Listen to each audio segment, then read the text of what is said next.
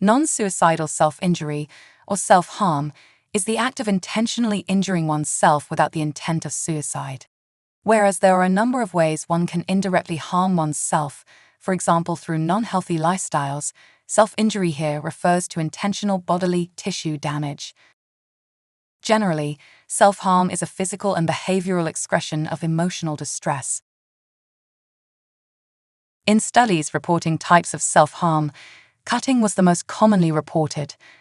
Also, there were high rates of preventing wounds from healing, head banging, scratching, biting, and hitting. Most individuals who deliberately harm themselves use more than one method.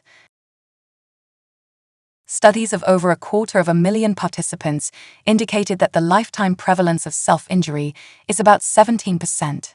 Teens, particularly females, self-harm the most. For those who self-harm, often the reason is to stop unwanted thoughts or emotions. Self-harm demands that the person stop their negative thinking about the past or the future and center themselves in the now, the present moment. The visible results of self-harm do serve as a physical sign to others of the harmer's distressed state. This way of expression is easier than verbal expression for some.